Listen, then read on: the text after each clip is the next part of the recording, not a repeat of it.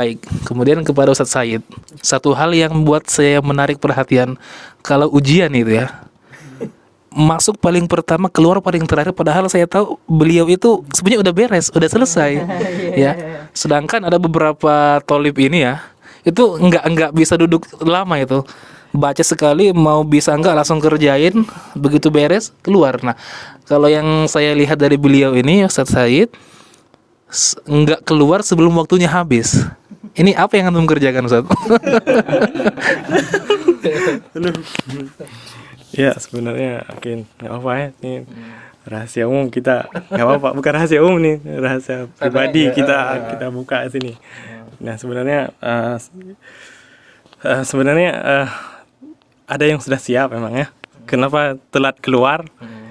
Kadang-kadang sudah siap tapi belum yakin dengan jawaban yang sudah ditulis yang tadi. Jadi dimurojaah lagi, dibaca lagi. Terus kadang-kadang terbersit, sepertinya ini salah, diperbaiki atau ditambah gitu. Terus satu hal mungkin belum pernah saya katakan ini, sebenarnya setelah ujian itu harus ini dulu baca 3 ayat terakhir surah Al-Baqarah. Terus baca ayat Al-Kursi. Iya, jadi mudah-mudahan karena ada beberapa jawaban itu agak meragukan benar atau enggak. Jadi dengan wasilah semoga diberi keberkahan oleh Allah. Kalau betul insya Allah mudah-mudahan betul, atau tidak betul mudah-mudahan setidaknya dosen itu memberikan sepertinya ada kena sedikit dengan jawabannya. Jadi insya Allah benar gitu. Alhamdulillah. Kemudian yang membuat juga tidak keluar itu biasanya teman-teman sering keluar, terus di luar itu mulai membicarakan soal gitu. Nomor 1 ini tadi apa? Oh bener, aduh anak salah, itu bener salah. Wah, jadi saya itu nggak suka dengan seperti, jadi bikin sakit hati gitu. Aduh dia benar, saya kok bisa salah ya. Jadi saya biarkan dulu teman-teman membicarakan itu. Setelah pulang, baru saya keluar. Jadi tidak sempat dengar ketika mereka membahas soal. Aduh benar ini tadi, aduh salah. Kadang, jadi saya nggak mau ikut-ikutan gitu maksudnya. Ini juga rahasia yang 6 tahun baru saya tahu sekarang ini ya. Kenapa beliau kok, saya tahu maksudnya kalau beliau mau keluar awal pasti bisa ini, cuman nggak mau duduk kayak diam gitu, ngapain gitu, nggak bosan ya. Ternyata Masya Allah beliau memang menggunakan waktu itu untuk berpikir, membaca ayat-ayat yang mudah-mudahan dengan itu Allah memudahkan. Dan juga memang dari semester 1 sampai semester terakhir juga saya nggak pernah nilai saya lebih tinggi dari beliau ini. Masya Allah juga Ustaz Said ya, yang juga cara belajar beliau juga banyak saya contoh dengan kesabaran dan lain sebagainya, meskipun bagi saya berat ya, karena saya kalau udah juga selesai ya udah nggak terlalu mau mikir nggak terlalu mau mikir lama gitu ya. Baik, selanjutnya kepada Ustadz Alfian. Nah, salah satu hal yang juga antum dulu sering pernah belajar, cara metode antum belajar yang pernah saya lihat ya, antum juga suka talkhis, tapi cara talkhis antum itu agak unik. Antum suka kayak membuat apa itu ya, kayak kode-kode. Iya, kayak kode-kode, terus kayak pohon faktor, kayak mind map gitulah. Itu kenapa antum suka buat talkhis seperti itu? Dan talkhis antum berbeda dengan talkhis cara Ibnu Mas'ud ya. Kalau beliau narasi seperti biasa, singkat, padat, jelas dan ngena gitu ya. Kalau antum sukanya kayak main gambar aja gitu. Masing-masing punya caranya. Gimana antum seperti itu? Bismillahirrahmanirrahim. Sebenarnya itu bukan sesuatu yang spesial ya.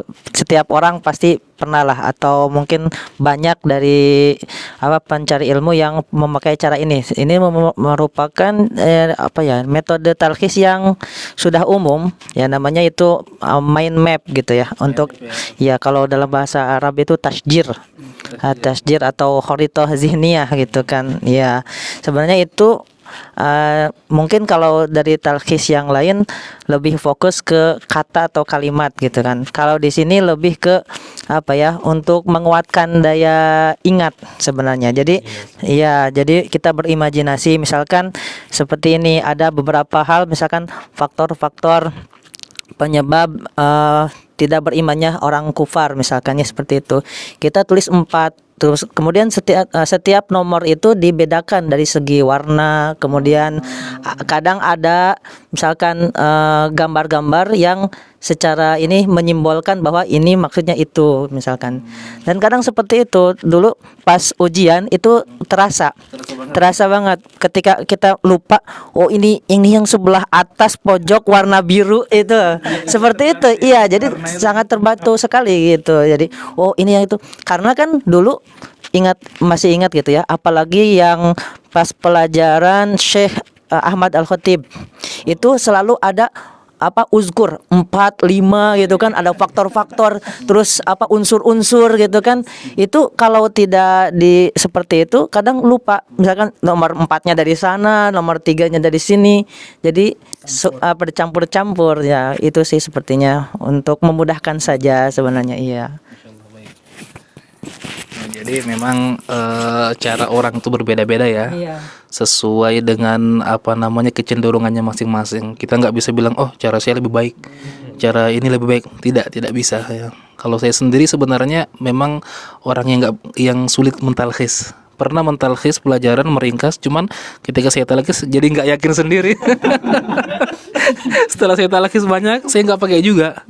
Udah baca aja buku itu, karena saya nggak tahu yang mana yang mau keluar, baca aja meskipun nggak lengket, tapi ada gambaran secara umum ya. Jadi ya seperti kalau mungkin ada mendadak, biasa saya pakai talkhis Ustadz Ibnu Mas'ud ya. Kemudian Ustadz Musyafa ya. Baik, antum yang saya lihat ya, yang menarik perhatian ana itu ketika antum belajar ini cuek sama orang lain gitu. Atau itu yang saya lihat. Bener nggak seperti itu penilaian saya ini? Ya, Coba. Tapi kalau hal semacam ini sebenarnya saya memang ada benar juga ya. Jadi ini hampir semua orang sebenarnya sama ya. Nggak ingin terlalu repot dengan penilaian orang lain gitu. Cuman kan bedanya kalau orang lain kan ada keunggulan masing-masingnya, kayak tadi misalnya ada prestasi semua gitu. Kalau saya akademik itu nggak usah dibicarakan, nggak ada. Cuman kadang ada sampai dudut man juga ngeliat saya tuh senyum terus kayak nggak punya masalah gitu. Ada dulu teman yang ngeliat saya tuh kok kayak happy terus, bahagia terus gitu. Padahal saya biasa aja gitu. Cuman kan saya orangnya kan terlalu asik dengan dengan kesibukan sendiri gitu. Tapi maksudnya nggak saya sembunyikan atau saya lakukan sendiri. Saya asik dengan keinginan sendiri, tapi saya tetap bersama yang lain gitu. Misalnya yang lain ngumpul, saya ikut. Cuman apa yang saya nikmati itu mungkin beda dengan apa yang dinikmati oleh yang lain gitu. Seperti itu. Kadang orang lain sibuk belajar, saya ikut belajar, cuman ya sambil main-main gitu. Karena saya kebanyakan imajinasi, dan imajinasi bukan dalam hal-hal yang akademik, misalnya banyak angan-angan, banyak ini hal-hal bersifat ya, intinya di situ kayak olah kreativitas tapi yang tidak saya salurkan gitu. Pikir gini, gambar apa, saya bosan gambar. Jadi hal-hal yang sifatnya seni gitu. Kalau orang lain mungkin bukan ya, masih fokus di pelajaran, fokus di apa. Saya cuma pas orang lain belajar, saya ikut belajar. Cuman mungkin kadang otak saya nggak belajar gitu. Orang lain baca talkhis, saya ikut baca talkhis. Cuman kadang otak saya nggak ikut baca talkhis gitu.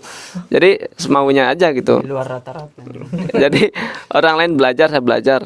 Kadang orang lain masih belajar, saya udah tidur.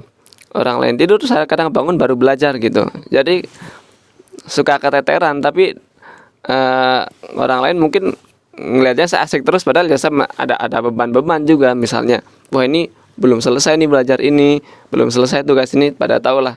Tapi kadang banyak hal-hal itu yang saya biarkan berlalu begitu saja gitu. Udahlah, udah gini nanti juga semuanya akan berlalu pada waktunya gitu. Intinya seperti itu.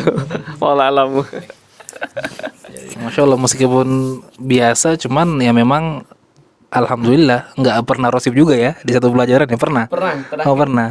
Di Faraid. Faraid. Iya, 3 orang kita. Sama satu lagi Nggak apa-apa, nggak apa-apa. Ah ya. Tapi luar biasa ya kalau misalkan alhamdulillah. Jadi di Istiba Ar-Roya ya nyampe ke semester 8 aja itu nggak mudah loh ya. Nah, apalagi kalau misalkan udah lulus itu sesuatu yang istilahnya harus kita syukuri. Karena banyak orang yang mungkin kita tahu lah, kita angkatan kita sekitar 300-an di awal. Sampai kita lulus cuma berapa? Cuman 99 ya. Nah, terus dan kemudian kalau pas kuliah itu 60.